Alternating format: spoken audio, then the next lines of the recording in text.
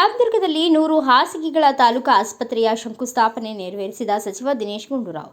ಬೆಳಗಾವಿ ಜಿಲ್ಲೆ ರಾಮದುರ್ಗ ತಾಲೂಕಿನಲ್ಲಿ ಇಂದು ಜಿಲ್ಲಾಡಳಿತ, ಜಿಲ್ಲಾ ಪಂಚಾಯತ್ ಬೆಳಗಾವಿ, ಆರೋಗ್ಯ ಮತ್ತು ಕುಟುಂಬ ಕಲ್ಯಾಣ ಇಲಾಖೆ ಬೆಳಗಾವಿ ಹಾಗೂ ಆರೋಗ್ಯ ಮತ್ತು ಕುಟುಂಬ ಕಲ್ಯಾಣ ಇಲಾಖೆ ಇವರ ಸಂಯುಕ್ತಾಶ್ರಯದಲ್ಲಿ ಸೋಮವಾರ ರಾಮದುರ್ಗದಲ್ಲಿ 100 ಹಾಸಿಗೆಗಳ ತಾಲೂಕಾ ಸಾರ್ವಜನಿಕ ಆಸ್ಪತ್ರೆ ನಿರ್ಮಾಣ ಕಾಮಗಾರಿಗೆ ಕರ್ನಾಟಕ ಸರ್ಕಾರದ ಆರೋಗ್ಯ ಮತ್ತು ಕುಟುಂಬ ಕಲ್ಯಾಣ ಇಲಾಖೆ ಸಚಿವರಾದ ದಿನೇಶ್ ಗುಂಡೂರಾವ್ ಅವರು ಶಂಕುಸ್ಥಾಪನೆ ನೆರವೇರಿಸಿದರು. ಶಂಕುಸ್ಥಾಪನೆ ನೆರವೇರಿಸಿದ ನಂತರ ಮಾತನಾಡಿದ ಅವರು, ಇವತ್ತು ರಾಮದುರ್ಗದಲ್ಲಿ 100 ಬೆಡ್ಗಳ ಸಾರ್ವಜನಿಕ ಆಸ್ಪತ್ರೆಗೆ ಶಂಕುಸ್ಥಾಪನೆ ನೆರವೇರಿಸಿರುವುದು ಸಂತೋಷದ ಸಂಗತಿ. ಸುಮಾರು 33 ಕೋಟಿ ರೂಪಾಯಿ ವೆಚ್ಚದಲ್ಲಿ ಸುಸಜ್ಜಿತವಾದ ಅತ್ಯಾಧುನಿಕ ಆಸ್ಪತ್ರೆಯನ್ನ ನಿರ್ಮಾಣ ಮಾಡಲಾಗುತ್ತಿದೆ. ಇವತ್ತು ರಾಮದುರ್ಗದಲ್ಲಿ ಈ ಅತ್ಯಾಧುನಿಕ ಸಾರ್ವಜನಿಕ ಆಸ್ಪತ್ರೆ ನಿರ್ಮಾಣವಾಗಬೇಕಾದ್ರೆ ಅದಕ್ಕೆ ಮುಖ್ಯ ಕಾರಣ ಶಾಸಕ ಅಶೋಕ ಪಟ್ಟಣವರು ಎಂದು ಹೇಳಿದರು. ಇವತ್ತು ಇಲ್ಲಿ ಒಂದು ಒಳ್ಳೆಯ ಶುಭ ಸಂದರ್ಭದಲ್ಲಿ ನಾವೆಲ್ಲ ಸೇರಿದ್ದೀವಿ.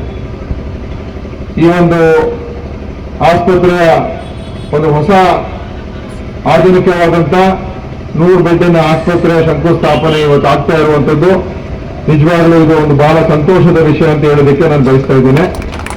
ನಾವು ಹಿಂದೆ ಒಮ್ಮೆ ಇಲ್ಲಿಗೆ ಬಂದಿದ್ದಾಗ ಅವರ ಸ್ಥಳ ಪರಿಶೀಲನೆ ಮಾಡಿ ನಾನು ಮತ್ತು ನಮ್ಮ ಅಶೋಕ್ ಪಟ್ಟಣವರೆಲ್ಲ ಹೋಗಿದ್ದು.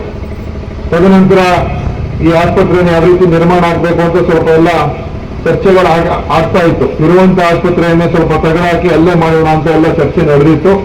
ಅಂತಿಮವಾಗಿ ನಮ್ಮ ಶಾಸಕರು ಅವರು ಏನು ಹೇಳಿದ್ರು ಅಂತ ಹೇಳಿ ಇಲ್ಲ ಸರ್ ಅಲ್ಲೆಲ್ಲ ಮಾಡೋಕೆ ಹೋದ್ರೆ ಸರಿ ಹೋಗೋದಿಲ್ಲ, ಒಂದು ಹೊಸದಾಗಿ ಇಲ್ಲೇ ನಿರ್ಮಾಣ ಮಾಡಿದ್ರೆ ಸರಿ ಹೋಗುತ್ತೆ ಅಂತ ಹೇಳಿ ಅವರ ಅಭಿಪ್ರಾಯ ಮೇರೆಗೆ ಅಂತಿಮವಾಗಿ ಅದೇ ತೀರ್ಮಾನ ಆಗಿ ಇವತ್ತು ಇಲ್ಲಿ ಈ ಒಂದು ಆಸ್ಪತ್ರೆಗೆ ಇವತ್ತು ಕಟ್ಟೋದಕ್ಕೆ ಅನುಮೋದನೆ ಸಿಕ್ಕಿ ಇವತ್ತು ಕಾಮಗಾರಿ ಶುರು ಆಗ್ತಾ ಇದೆ. ಸುಮಾರು 33 ಕೋಟಿ ರೂಪಾಯಿ ವೆಚ್ಚದಲ್ಲಿ ಇದು ಮಾಡ್ತಾ ಇರ್ತಕ್ಕಂಥ ಆಸ್ಪತ್ರೆ.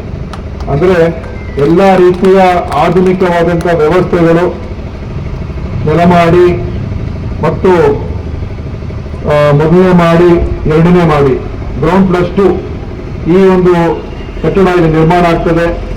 ಎಲ್ಲ ಓಟಿಗಳು, ಆಮೇಲೆ ವೈದ್ಯರಿಗೆ, ನರ್ಸ್ಗಳಿಗೆ, ಸಿಬ್ಬಂದಿ ಅವರಿಗೆ ಕೊಠಡಿಗಳು, ಶೌಚಾಲಯಗಳು, ಓಟಿ, ICU ಮತ್ತು ಬೇರೆ ಬೇರೆ ಏನೇನು ಅಗತ್ಯ ಇರುವಂತ ಎಲ್ಲ ಒಂದು ಹೊಸ ಒಳ್ಳೆಯ ಆಸ್ಪತ್ರೆಗೆ ಅಗತ್ಯ ಇರುವಂಥದ್ದು ಏನೇನು ಬೇಕಾಗಿದೆ ಎಲ್ಲವನ್ನು ಕೂಡ ಒಂದೇ ಕಟ್ಟಡದಲ್ಲಿ ಕೊಡ್ತಕ್ಕಂಥದ್ದಕ್ಕೆ ಸಾಧ್ಯ ಆಗ್ತದೆ. ಹಿಂದೆ ಏನು ಆಸ್ಪತ್ರೆ ಇದೆ ಅದು ಹಂತವಾಗಿ ಕಟ್ಕೊಂಡ್ ಬಂದಿದ್ರು. ಯಾಕಂದ್ರೆ ಬಹಳ ಶುರುವಾಗಿದ್ದ ಆಸ್ಪತ್ರೆ ಇದು ಪ್ರಥಮವಾಗಿ ಕಟ್ಟಿರ್ತಕ್ಕಂಥದ್ದು ಬಹುಶಃ ಬ್ರಿಟಿಷ್ ಕಾಲದಲ್ಲಿ.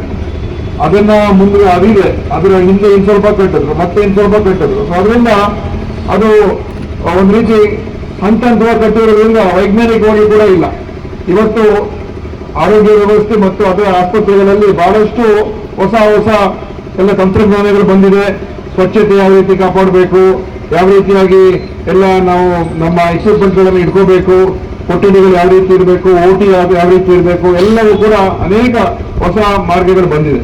ಅದರಿಂದ ಇವತ್ತು ನಾವು ಇಲ್ಲಿಗೆ ಒಂದು ಆಧುನಿಕವಾದಂಥ ಆಸ್ಪತ್ರೆ ಕೊಡೋ ಮುಖಾಂತರ ಖಂಡಿತವಾಗಿಯೂ ಆ ಎಲ್ಲ ವ್ಯವಸ್ಥೆಗಳನ್ನ ಸೇರಿಸಿ ಇದು ಮಾಡೋದಕ್ಕೆ ಸಾಧ್ಯ ಆಗ್ತದೆ. ಇದಕ್ಕೆ ಈ ಆಸ್ಪತ್ರೆ ಬರೋದಕ್ಕೆ ಮುಖ್ಯ ಕಾರಣ ಇಲ್ಲಿಯ ಶಾಸಕರು ಸನ್ಮಾನ್ಯ ಅಶೋಕ್ ಅವರು ಅಂತ ಹೇಳೋದಕ್ಕೆ ಬಯಸ್ತಾ ಇದ್ದೀನಿ. ಅವರ ಒಂದು ಈ ಕ್ಷೇತ್ರದ ಅಭಿವೃದ್ಧಿ ಬಗ್ಗೆ ಇರುವಂತಹ ಕಾಳಜಿ ಮತ್ತು ಅವರಿಗೆ ಅವರ ಕಾಲದಲ್ಲಿ ಏನೇನು ಅಭಿವೃದ್ಧಿ ಕಾಮಗಾರಿಗಳು ತಗೊಂಡ್ಬರಕ್ಕೆ ಸಾಧ್ಯ ಆಗುತ್ತೆ ಈ ಒಂದು ಕ್ಷೇತ್ರಕ್ಕೆ ಅವರದೆಲ್ಲವನ್ನು ಕೂಡ ಇಲ್ಲಿಗೆ ತಗೊಂಡು ಬರ್ತಾ ಇದ್ದಾರೆ. ಯಾಕೆ ಅಂತ ಹೇಳಿದ್ರೆ ಅವರು ಬಹಳ ಸೀನಿಯರ್ ಇದ್ದಾರೆ. ಯಾರು ಮಂತ್ರಿಗಳು ಬಾಗಿಲು ಬೇಕಾದ್ರೆ ಹೊಡೆದು ಆ ಬಾಗಿಲು ಪ್ರವೇಶ ಮಾಡಬಹುದು, ಆ ರೀತಿ ಇರುವಂಥದ್ದು. ಯಾರು ಇಲ್ಲ ಅಂತ ಹೇಳಕ್ಕಾಗಲ್ಲ, ಯಾರು ಅವ್ರನ್ನ ನಾವು ತಪ್ಪಾಗಿ ತಿಳ್ಕೊಳ್ಳೋಕ್ಕಾಗಲ್ಲ, ಯಾಕಂದ್ರೆ ಅಷ್ಟು ಸೀನಿಯರ್ ಇದ್ದಾರೆ. ಮತ್ತು ಮುಖ್ಯಮಂತ್ರಿಯವರು ಅವರೆಲ್ಲ ಬಹಳ ಅವ್ರ ಹತ್ತಿರದಲ್ಲಿ ಇರ್ತಕ್ಕಂಥವ್ರು. ಸೊ ಯಾವಾಗ ಏನೇ ಕೆಲಸ ಇದ್ರು ಖಂಡಿತ ಅವರಿಗೆ ಮಾಡಿಸುವಂತ ಶಕ್ತಿ ಸಾಮರ್ಥ್ಯ ಇದೆ.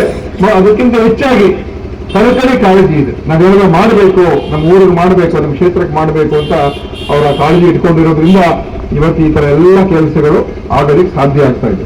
ಇವತ್ತು ನಮ್ಮ ಸರ್ಕಾರ ಇಷ್ಟೊಂದು. ನಂತರ ಶಾಸಕ ಅಶೋಕ್ ಪಟ್ಟಣವರು ಮಾತನಾಡಿ, ನಮ್ಮ ರಾಮದುರ್ಗಕ್ಕೆ ಒಂದು ಆಧುನಿಕ ಆಸ್ಪತ್ರೆ ಅವಶ್ಯಕತೆ ಇತ್ತು. ಸಚಿವ ದಿನೇಶ್ ಗುಂಡೂರಾವ್ ಅವರು ನಮ್ಮ ಮನವಿಗೆ ಸ್ಪಂದಿಸಿ ರಾಮದುರ್ಗಕ್ಕೆ 100 ಹಾಸಿಗೆಗಳ ಸಾರ್ವಜನಿಕ ಆಸ್ಪತ್ರೆಯನ್ನ ಕಟ್ಟಿದ್ದಾರೆ ಎಂದರು.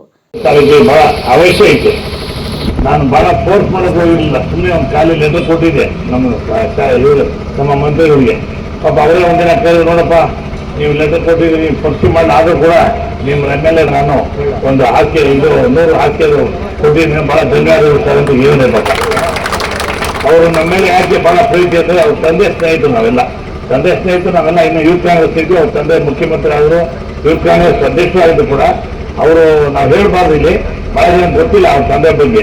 ಅವ್ರ ತಂದೆ ಬಹಳ ವಿಶಾಲ ಹೃದಯದವರು, ಯಾರೇ ಎಗ್ರೆಸ್ಟ್ ಮಾಡಿದ್ರು ಬಾರ ಕೂತ್ಕೊಂಡು ಮಾತಾಡ್ಸೋ ಅಂತ ಮನೋಭಾವ ಹೊಂದಿರು. ಅವ್ರ ತಂದೆ ತಕ್ಕಂತೆ ಮಗ ಅಂದರೆ ದಿನೇಶ್ ಗುಂಡೂರಾವ್ ಅವರು. ಬಹಳ ಸರಿ ನೋಡಿದ್ದೀನಿ, ಬಹಳ ಜನ ಮಂತ್ರಿಗಳು ನೋಡಿದ್ದೀನಿ ನಾನು, ಬಹಳ ಜನ ಮಂತ್ರಿಗಳ ಬಹಳ ಜನ ಮುಖ್ಯಮಂತ್ರಿಗಳೇ ನೋಡ್ಬಿಟ್ಟಿದ್ದೀನಿ, ಅವ್ರಿಗೆಲ್ಲ ಗೊತ್ತಿದೆ. ಆದರೆ ಅವರ ತಂದೆ ಅಂತ ಜನಪ್ರಿಯರು ಮತ್ತು ಸ್ನೇಹಿತರಿಗೆ ಬೆಲೆ ಕೊಡೋರು. ಅವರು FM ಖಾನ್ ಅಂತ ಒಬ್ಬರು ಸ್ನೇಹಿತರಿಗೆ ನಿಮಗೆಲ್ಲ ಗೊತ್ತಿಲ್ಲ. FM ಖಾನ್ಗೆ ದೂರ ಇದೆ ಅಂದ್ಬಿಟ್ಟು ಡೆಲ್ಲಿ ನಾಯಕರು ಹೇಳಿದ್ರು ಇಂದಿರಾ ಗಾಂಧಿ ಇದ್ದಾಗ. ಅವ್ರು ಏನೋ ಒಂದೇ ಮಾತು, ಬೀಗೆ ಚೀಫ್ ಮಿನಿಸ್ಟರ್ ಯಾರು ಹೇಳೋರು ಇವತ್ತಿನ ದಿನ, ನಾನು ಮುಖ್ಯಮಂತ್ರಿ ಸ್ಥಾನ ಪಡ್ತೀನಿ ಹೊರತಾಗಿ ನಾನು FM ಖಾನ್ ಸ್ನೇಹಿತ ಬಿಡೋಲ್ಲ ಅಂತ ಹೇಳಿದ್ರು. ಆ ಥರ ಸ್ನೇಹಿತ ಅಂದರೆ ಆ ಥರ ಅವರು, ಅಂಥವ್ರು ಮಗನಾಗಿ ಹುಟ್ಟಿ ಇವತ್ತಿನ ದಿನ ಆರೋಗ್ಯ ಮಂತ್ರಿ ಆಗಿದ್ದಾರೆ, ಕಾಂಗ್ರೆಸ್ ಅಧ್ಯಕ್ಷ ಆಗಿದ್ರು.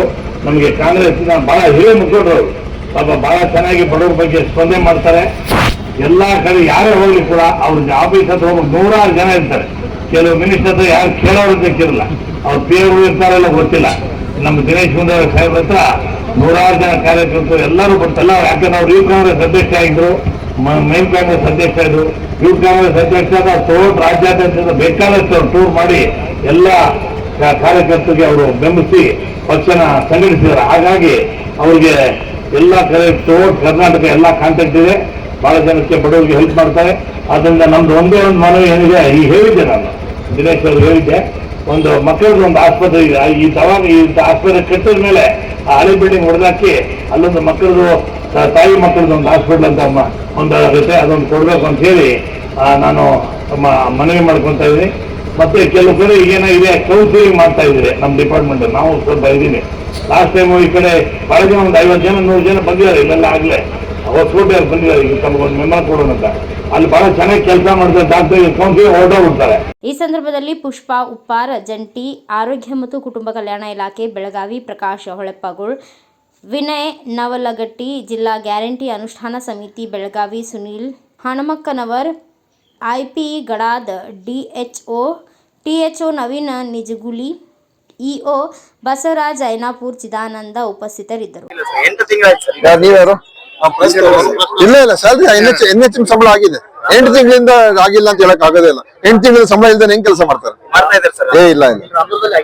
ಇಲ್ಲ ನೀವು ಚೆಕ್ ಮಾಡಿ. ನಾನ್ ಮೊನ್ನೆ ಚೆಕ್ ಮಾಡ್ತಿದ್ದೆ. ಎಲ್ರಿ DHO ಅವ್ರೆ ಕರೀರಿ.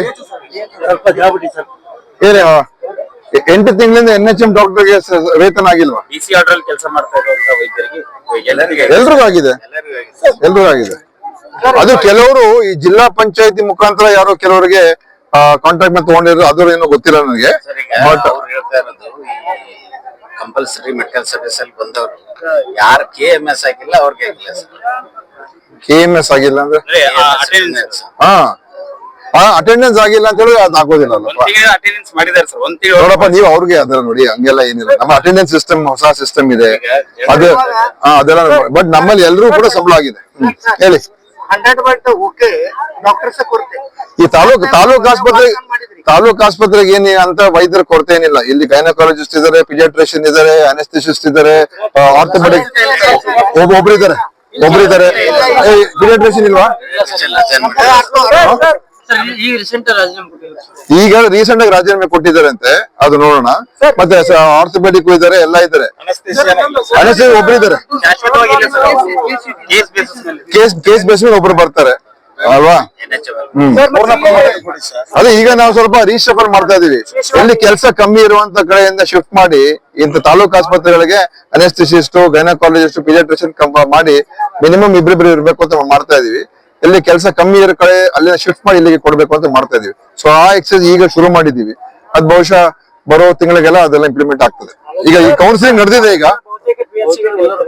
ವೈದ್ಯರಿಗಿದ್ದಾರೆ, ನಾವು ಕಂಪಲ್ಸರಿ ಮೆಡಿಕಲ್ ಸರ್ವಿಸ್ ವೈದ್ಯರೆಲ್ಲ ಕೊಟ್ಟಿದ್ದು.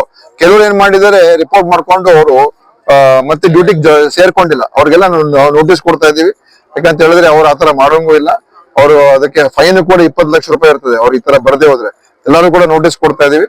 ಅದು ನೋಡೋಣ ಅವ್ರು ಏನ್ ಮಾಡ್ತಾರೆ ಅಂತ. ಅದೇ ಕಾಂಟ್ರಾಕ್ಟ್ ಮೇಲೆ ತಗೋಬಹುದು. ಅದೇ ಕಾಂಟ್ರಾಕ್ಟ್ ಮೇಲೆ ಕೆಲವು ಏರಿಯಾಗಳಲ್ಲಿ ಕಾಂಟ್ರಾಕ್ಟ್ ಮೇಲೆ ಬರೋದಿಲ್ಲ. ಮ್ಯಾಕ್ಸಿಮಮ್ ವೈದ್ಯರು ಖಾಸಗಿಯಲ್ಲಿ ವರ್ಕ್ ಮಾಡ್ತಾರೆ, ಇಲ್ಲಿ ಸರಿಯಾಗಿ ವರ್ಕ್ ಮಾಡ್ತಾರೆ. ಮಾಡಲ್ಲ ಸರ್. ಮತ್ತೆ ಬೆಳಗ್ಗೆ ರೋಗಿಗಳು ಬಂದ್ರೆ ಮಧ್ಯಾಹ್ನ 3 ಗಂಟೆವರೆಗೂ ಕೂಡ ಅವರಿಗೆ ಏನ್ ಚಿಕಿತ್ಸೆ ಸಿಗಲ್ಲ ಸರ್.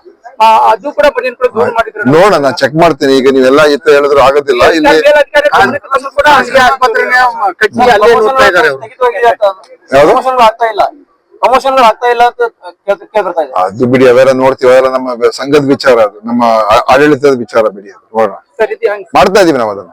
ಇವಾಗ ಬೆಳಿಗ್ಗೆ 10 ಗಂಟೆಗೆ ರೋಗಿಗಳು ಬಂದ್ರೆ ಮಧ್ಯಾಹ್ನವರೆಗೂ ಕೂಡ ಅವರಿಗೆ ಚಿಕಿತ್ಸೆ ಸಿಗಲ್ಲ. ನೋಡಿ, ಇಲ್ಲಿ ನೋಡ್ತಾ ಇದೀವಿ. ಇಲ್ಲಿ ದಿವಸಕ್ಕೆ 600 ಜನ OPD ಇದೆ ಅಂತ ಹೇಳ್ತಾ ಇದ್ದಾರೆ ಅಲ್ವಾ?